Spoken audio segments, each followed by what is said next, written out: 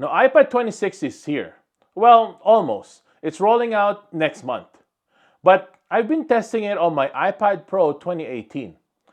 And let me tell you, this update brings features that honestly makes this 6-year-old tablet feel brand new.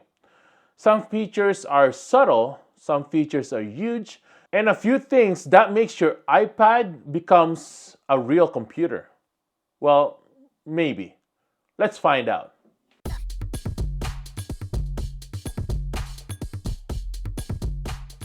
Now let's talk about multitasking first, because it's finally good. Apple has redesigned the Stage Manager to feel more fluid. I can now resize windows with way more freedom, and yes, you can overlap them like a real desktop. Now it's not just floating apps this time, it's a workflow.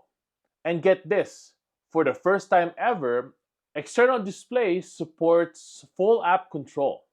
No mirroring nonsense. My iPad now recognizes my 4K monitor as its own space. Feels like I've got a dual monitor MacBook with an Apple Pencil support. Now, this is an older device, and there is a catch. Beta software isn't always stable. Now, during my first install of iPad 26, my iPad froze on the Apple logo for hours. Normally, you'd panic. Maybe reset everything in iTunes. Now you gotta hook it up to your MacBook. Maybe even lose some data. That's where today's lifesaver came in. I found Dr.Fone iOS System Repair. It's the safest way to downgrade or fix your iPad or iPhone without jailbreaking or using complicated iTunes methods. Now, with just a few clicks, I rolled back to iPadOS 18, kept all my data safe, and then upgraded again when I was ready. It repairs over 150 plus iOS issues, from frozen Apple logos, endless boot loops, error codes like 1110 or 4013, and it works on all iPads and iPhones, including the iPad Pro 2018. Now, compared to iTunes, which wipes everything, Dr.Fone is beginner-friendly and keeps your data intact. So if you ever regret upgrading or your iPad locks up, check out Dr.Fone System Repair. I've left the official download link in the description below, so don't risk lose any of your data when you don't have to. Now click the link below to try it now and make upgrading and downgrading stress-free.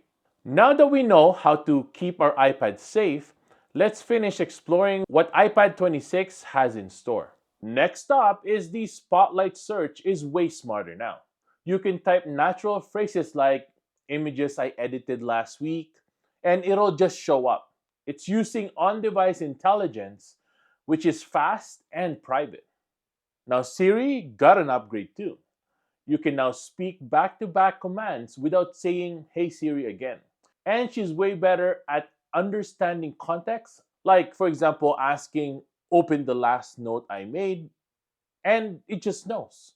There's also custom control center pages, so you can now swipe through pages of shortcuts. I have one for filming, one for home automation, and one for Bible study tools. You know me, right? And the real kicker, the Final Cut Pro now works side by side with Files and Safari editing. Sourcing B-roll, uploading, all from the iPad. If you're a content creator, this is huge. So here's the bottom line. iPad 26 breathes new life into your iPad Pro 2018. From smarter multitasking to adaptive widgets and better battery life, it's not just an upgrade. It's a reintroduction to your old device. But remember, new software can get messy. So keep Dr.Fone in your toolkit if you want peace of mind. Link in the description. And again, thanks for watching everyone. I hope I was able to help you on the brand new features that you missed in iPadOS 26. And if you have any questions, let me know in the comments below. I'll see you guys over there. Make sure to subscribe and like, and I'll see you guys in the next one. Peace!